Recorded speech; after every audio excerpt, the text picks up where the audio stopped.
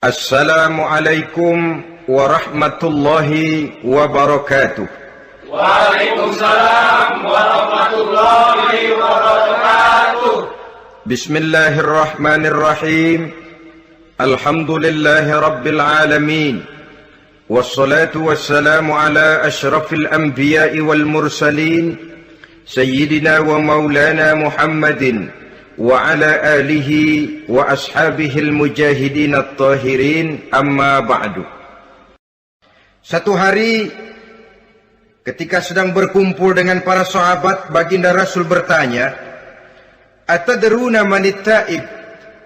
Saudara-saudara, tahu enggak saudara-saudara, siapa sebenarnya orang-orang yang bertaubat itu?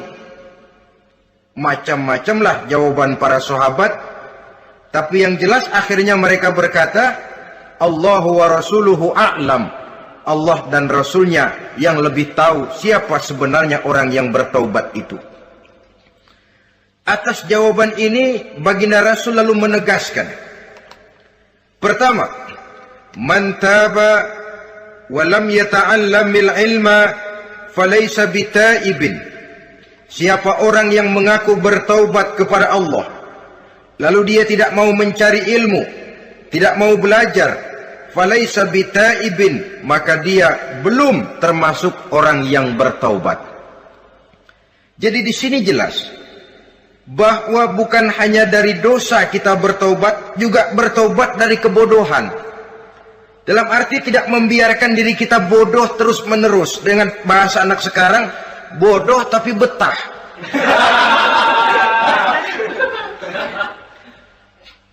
Orang yang mengaku bertaubat tapi tidak menggali ilmu, tidak mau belajar, tidak mau mencari ilmu, tidak hadir di mana majelis taklim, belum dianggap taubat yang sebenarnya. Jadi grafik orang yang taubat itu kelihatan dari kesungguhannya mencari ilmu, menghadiri majelis taklim, menghadiri kuliah-kuliah, ceramah-ceramah dan diskusi-diskusi keagamaan. Rakus dia dengan ilmu pengetahuan agama, sehingga dengan ilmunya taubatnya semakin mantap. Ini ciri yang pertama. Lalu beliau bersabda lagi, wa man taba wa lam yazdad fil ibadati falaysa bitaibin. Barang siapa yang mengaku bertaubat tapi ibadahnya tidak tambah-tambah, maka dia belum termasuk orang yang taubat. Orang yang bertaubat ada grafik peningkatan ibadahnya. Jadi kalau mulutnya taubat, minta ampun, tapi ibadahnya gitu-gitu aja, belum merupakan taubat yang sebenarnya. Jadi pada saat dia melaksanakan taubat, memproklamirkan diri untuk kembali ke jalan Allah, nilai ibadahnya meningkat. Kalau sholatnya tadinya cuma sekedar yang wajib-wajib saja, setelah dia taubat bertambah melaksanakan yang sunnah, rawatibnya, qobliyah, ba'diyahnya, atau kemudian nawafilnya berupa tahajud, hajat, duha, istikharah, dan solat-solat sunnah lainnya. Jadi kelihatan dari peningkatan ibadahnya. Ini ciri yang kedua. Yang ketiga kata Nabi lagi, wa man taba wa lam yardal khusama falaysa bitaibin. Barang siapa yang mengaku bertaubat kepada Allah tapi dia tidak bisa meridhoi musuh-musuhnya, maka belum lagi dia dianggap orang yang bertaubat. Meridhoi, memaafkan musuh. Saudara, memberi maaf itu lebih sulit daripada minta maaf. Tapi memberi maaf lebih mulia daripada minta maaf. Minta maaf gampang, memberi maaf yang sulit. Karena itu orang yang memberi maaf menunjukkan jiwa yang lebih luhur daripada orang yang minta maaf. Sebab apa? Posisi orang yang memberi maaf kan posisi orang yang menang. Biasanya dalam posisi menang orang gampang congkak dan sombong. Orang datang minta maaf kepada kita, lalu timbul keseganan. Iya, minta maaf sih gampang. Memberi maaf itu yang sulit, tapi itu yang sangat dianjurkan, dan itu merupakan ciri dari orang-orang yang bertaubat. Lalu apalagi? Wa man taba wa lam yughayyir libasahu wa zinatahu falaysa bitaibin. Barang siapa yang mengaku bertaubat tetapi pakaian dan perhiasannya tidak berubah, maka dia belum lagi dianggap bertaubat. Orang bilang pakaian memang kulit, yang penting isi. Tetapi bagaimanapun kulit mencerminkan isi. Dari pakaian kita bisa mengkaji kepribadian seseorang. Saya berpendapat bahwa pakaian penting, kulit juga penting. Kulit penting, isi penting. Kulit tanpa isi tidak ada artinya. Isi tanpa kulit juga meragukan orang. Wah, yang penting kan isinya, kulitnya gimana saja. Saya mau tanya, saudara dapat duren di jalanan, isi aja nggak ada kulitnya. Kira-kira dimakan nggak duren? Paling kurang akan menimbulkan keraguan, jangan-jangan sudah dicampur racun ini. Jadi dengan demikian orang yang bertaubat ini kelihatan dari cara berpakaian, cara berhias diri, tidak over. Dia kembali kepada fungsi berpakaian. Dalam Islam kan sesungguhnya fungsi pakaian itu yang paling utama. Pertama, nutup aurat. Itu ukurannya. Yang kedua, pantas. Yang ketiga, baru soal mode. Di zaman kita sekarang terbalik. Mode nomor 1, pantas belakangan, nutup aurat apa tidak nomor 16. Kalau sudah mode, kita kira kekurangan pertimbangan. Ini buat saya pantas apa tidak, ini menutup aurat apa tidak. Kita balik. Padahal fungsi berpakaian dalam Islam tujuan utamanya, pertama nutup aurat. Biar modenya mutaakhir, ciptaan Pierre Cardin sekalipun, kalau memang tidak nutup aurat, ya hukumnya masih belum berpakaian. Atau juga ukuran yang kedua, pantas. Yang orang lain pantas kita pakai, belum tentu kita pantas. Kita kadang-kadang kehilangan pertimbangan. Lihat iklan bintang film memakai pakaian yang begini bagus, lalu kita pakai saja. Ya tentu namanya bintang film. Kadang-kadang pakaian untuk show dipakai buat kondangan. Akhirnya habis sekampung orang nonton dia. Ya nggak pantas toh, nggak wajar. Saudara hadirin yang saya muliakan, orang yang bertobat kelihatan dari pakaian dan perhiasannya. Kalau sudah memakai perhiasan, ya sekedarnya saja. Tidak lalu dengan niat supaya orang tonton, supaya orang lihat, supaya orang tahu dia kaya, supaya timbul decak kagum, asal dia lihat orang lalu wah. Kalau sudah diwahi lalu senang. Saudara hadirin yang saya muliakan, kemudian kata Nabi lagi, wa man taba wa lam yubaddil ashabahu falaysa bitaibin. Siapa yang mengaku bertaubat tapi pergaulannya dari itu ke itu saja, seperti itu juga, tidak mengalami perubahan, maka dia belum lagi dianggap bertaubat. Kalau taubat kita dari judi, jangan bergaul lagi dengan penjudi. Dalam arti jangan berkumpul di majelis judi. Ah, saya sih udah tobat nggak main judi, tapi ngumpulnya di situ terus. Ya bagaimana? Pada akhirnya toh akan terseret juga. Saudara hadirin yang saya muliakan, jadi dengan demikian lingkungan juga sangat besar pengaruhnya dalam kriteria orang yang bertaubat. Selanjutnya Nabi bersabda, wa man taba wa lam yughayyir khuluquhu falaysa bitaibin. Siapa yang mengaku bertaubat tapi akhlaknya, budi pekertinya tidak mengalami perubahan, maka orang itu pun belum dianggap bertaubat. Ini juga konkret. Orang yang bertaubat kelihatan dari akhlaknya. Kalau kemarin sama orang tua songong, kurang ajar, nyelongcong, maka setelah taubat dia berakhlak kepada orang tua. Kalau kemarin kepada anak muda menindas, tidak senang kepada anak muda yang maju, setelah dia taubat dia bisa menyayangi kepada anak-anak muda. Akhlak ini lain dengan adat, istiadat. Adat biasanya hanya memandang yang lahir, sedangkan akhlak zahir batin dipandang. Contoh, seorang anak muda kalau lewat di depan orang tua membungkukkan badan, menurut adat dia sudah sopan.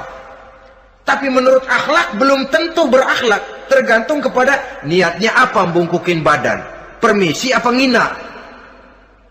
Kan mungkin saja orang membukukan badan lewat di depan aki-aki karena menghina, sebab aki-aki itu badannya udah bungkuk. Jadi gerakan zohir yang baik, yang diiringi dengan niat yang baik, itulah cerminan daripada akhlak. Kalau adat terlepas dari soal niat, asal zohirnya sudah oke, menurut adat, oke dia beradat. Niatnya apa? Adat tidak pernah menilai. Maka orang yang bertaubat pun kelihatan dari akhlaknya, dan akhlak itu adalah keseluruhan tingkah hidup manusia. Cara berjalan ada akhlak, cara makan ada akhlak, cara duduk ada akhlak, cara tidur ada akhlak. Sehingga pantas ketika Siti Aisyah ditanya, Aisyah, Rasulullah itu akhlaknya apa sih? Beliau menjawab, karena Rasulullah khuluquhul Quran. Rasulullah itu akhlaknya Quran. Sehingga di kalangan ilmuwan lalu ada ungkapan bahwa Nabi Muhammad adalah Quran berjalan. Maksudnya seluruh konsepsi Quran sudah diterjemahkan dalam kehidupan Nabi. Maka tidak heran kalau Islam mengatur kehidupan manusia sejak yang sekecil-kecilnya sampai yang sebesar-besarnya. Cara berpakaian ada akhlaknya, kan begitu toh dalam Islam. Saudara diri di depan kaca, ngaca, ada akhlaknya, ada bacaannya. Allahumma kama hasanta khalqi fahassin khuluqi. Sampai saudara masuk ke dalam WC sekalipun ada akhlaknya. Karena akhlak adalah keseluruhan gerak hidup manusia. Orang yang bertobat kelihatan dari perubahan akhlaknya. Kemudian beliau bersabda, "Wa man taba wa lam yatwi firashahu wa bisatahu falaysa bitaibin." Siapa orang yang mengaku bertaubat tetapi dia tidak menggulung tempat tidur dan spraynya, maka dia belum dianggap bertaubat. Ini bahasa kinayah. Menggulung spray, melipat tempat tidur artinya lebih banyak ibadahnya daripada tidurnya. Kalau ngaku taubat tapi sehari 24 jam, 22 jam tidur, cuma 2 jam ibadah, ya belum mencapai kriteria itu. Dengan kata lain, orang apabila sudah memproklamirkan diri untuk taubat, menyingsingkan lengan baju, melipat spray, menggulung tempat tidur. Bukan berarti dia tidak tidur-tidur, tetapi bersiap diri untuk melaksanakan ibadah yang pada saat dia terjebak dalam dosa, sudah banyak ibadah yang ditinggalkannya. Saudara-saudara kaum muslimin rahimakumullah.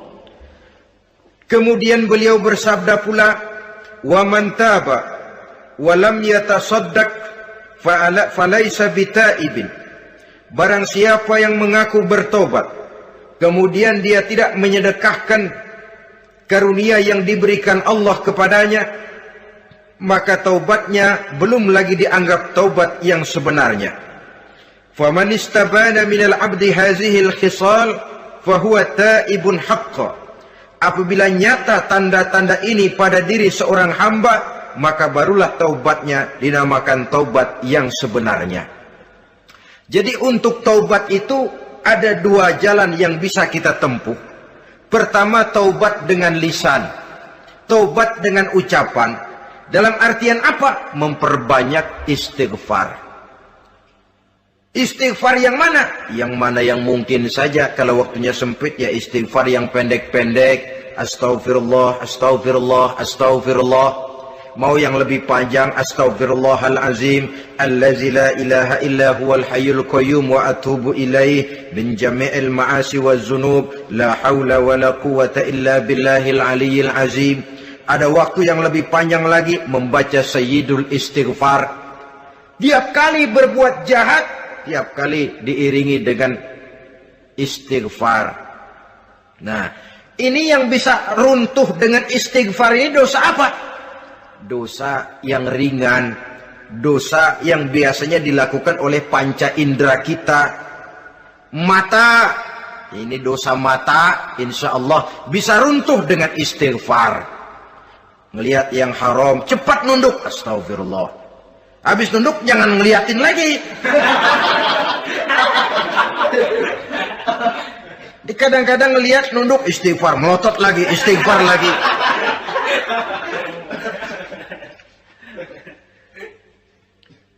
Saudara hadirin yang saya muliakan, kata Imam Ali, nazratul ula laka wasaniyatu alaika. Ini dalam menjaga mata.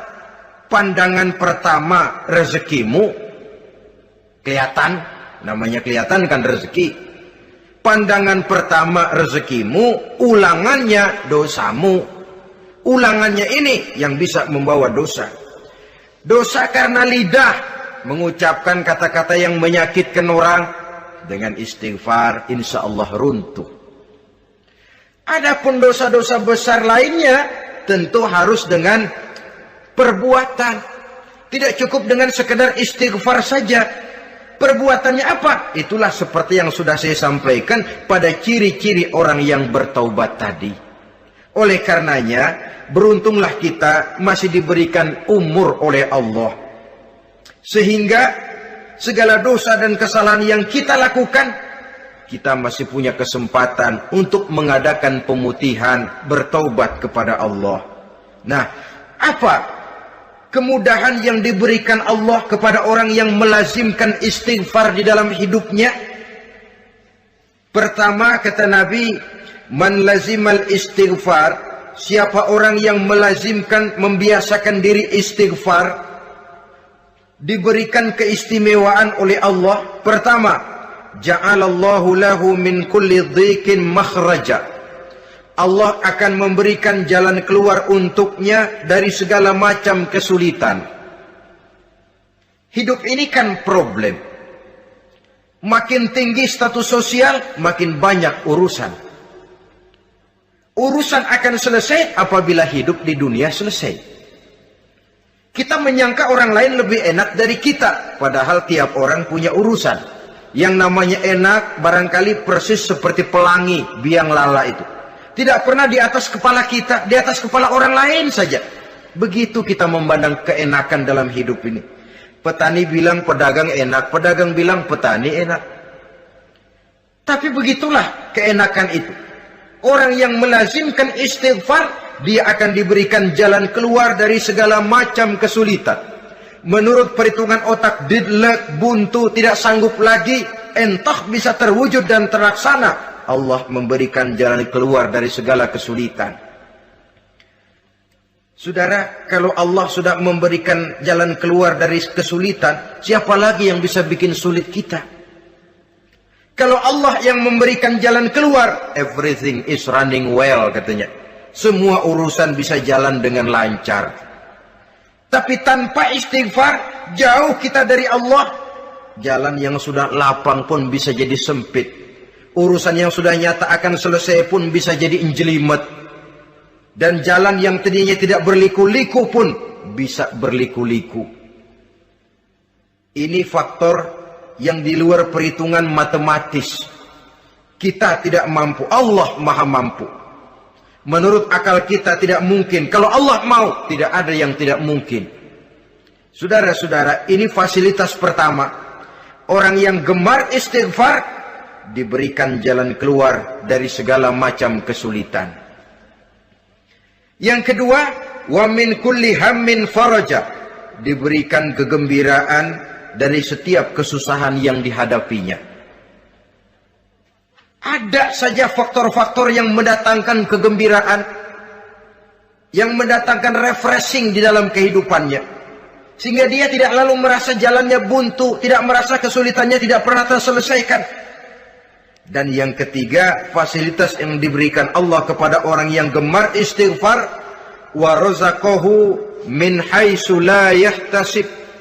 Allah akan memberikan kepada mereka rizki dari jalan yang tidak pernah mereka sangka-sangka, dari jalan yang tidak pernah mereka perkirakan sebelumnya. Saudara-saudara kaum muslimin rahimakumullah, inilah fasilitas ketiga yang diberikan Allah kepada orang yang gemar istighfar. Rizkinya datang dari jalan yang tidak disangka-sangka. Sebab rezeki ini juga termasuk hal gaib.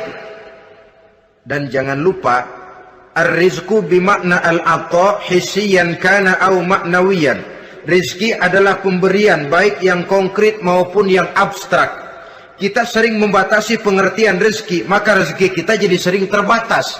Menurut kita kan yang namanya rezeki cuma duit saja. Kalau bukan duit bukan rezeki. Padahal semua karunia Allah itu rezeki.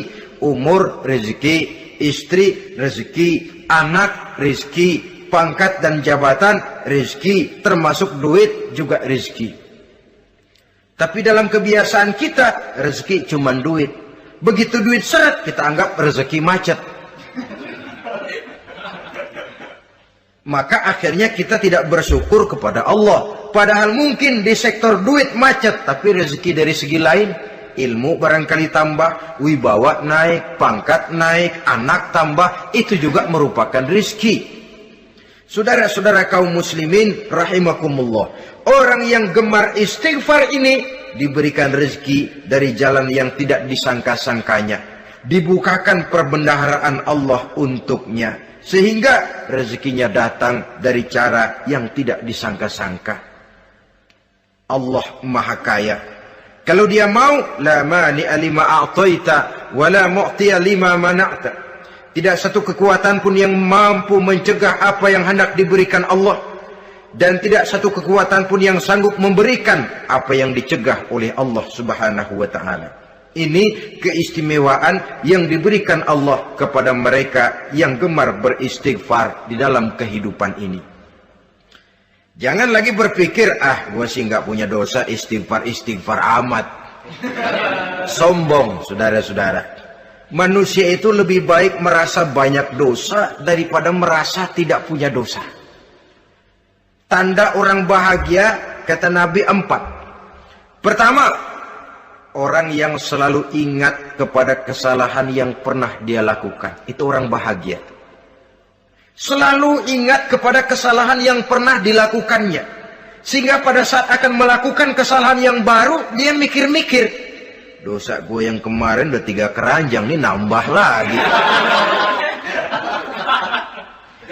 Ingatannya terhadap kesalahan yang lalu akan merupakan langkah preventif yang mencegah dirinya untuk tidak menambah kesalahannya. Orang bahagia, orang yang selalu ingat kesalahan yang pernah dia lakukan, terbayang di pelupuk mata, bukan ngumpet-ngumpetin dosa. Sebab apa yang mau kita umpetin di hadapan Allah? Yang kedua, tanda orang bahagia itu orang yang selalu melupakan kebaikannya. Kalau dia berbuat baik, dia lupakan. Dia anggap dirinya belum pernah berbuat baik. Sehingga di mana ada kebaikan, dia tidak bisa ikut. Dia merasa sangat rugi. Sebab dia anggap dirinya belum pernah berbuat baik. Yang ketiga, tanda orang bahagia, dalam urusan dunia, dia lihat ke bawah. Sehingga timbul rasa syukurnya. Bahwa kalau dia sengsara masih banyak yang lebih sengsara dari dia. Bahwa kalau dia miskin masih jauh lebih banyak yang miskin dari dia. Bahwa kalau dia menemui kesulitan masih banyak yang jauh lebih sulit dari dia. Dengan cara itu jiwanya akan lapang, hidupnya akan tenang. Dan dia tidak pernah ingkar kepada nikmat yang diberikan Allah. Sebaliknya yang keempat, tanda orang bahagia itu dalam urusan akhirat dia lihat ke atas. Dunia, lihat yang bawah. Akhirat, lihat yang atas. Kalau dia bisa sholat, kenapa saya tidak? Kalau dia sanggup puasa, kenapa saya tidak? Kalau dia bisa baca Quran, kenapa saya tidak? Timbul panas, nyontoh ibadah mendatangkan kebahagiaan. Rakus ibadah malah dianjurkan. Rakus dunia malah tercela. Nah, lawanannya orang celaka, saudara-saudara. Orang celaka juga tandanya 4, lawanan yang tadi itu. Pertama, orang yang selalu melupakan kesalahannya. Kalau berbuat dosa, lupa, sok bersih. Alah, dosa gue mah dikit. Saudara hadirin yang saya muliakan. Orang yang selalu melupakan kesalahan, menganggap dirinya bersih, akhirnya kalau ingin berbuat dosa, nggak mikir-mikir. Tidak ada lagi yang ditimbang-timbang. Selanjutnya, yang kedua, orang celaka itu orang yang selalu mengingat kebaikannya. Akhirnya apa? Timbul sifat nepuk dada, membanggakan jasa. Lahirlah pahlawan-pahlawan kesiangan. Selalu membanggakan diri, nepuk dada. Kalau enggak saya, Itu masjid kalau enggak saya, itu pesantren kalau enggak saya, itu umat kalau enggak saya. Memangnya kalau enggak sampean kenapa? Orang yang celaka adalah orang yang selalu menghitung-hitung kebaikan yang pernah dikerjakannya. Keikhlasannya kurang, makin dia hitung, makin kurang nilai pahalanya itu.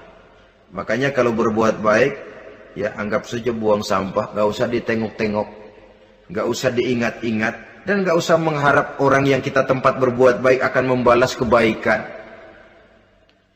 Saudara hadirin yang saya muliakan, yang ketiga tanda orang celaka dalam urusan dunia, ngelihatnya ke atas. Panasnya timbul, syirik dan dengkinya naik, rakusnya jadi.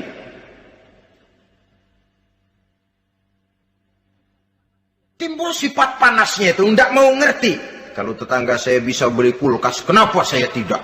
Kalau tetangga saya bisa beli motor, kenapa saya tidak? Kalau tetangga saya bisa beli mobil, kenapa saya tidak? Gaji nggak cukup, tuyul piara.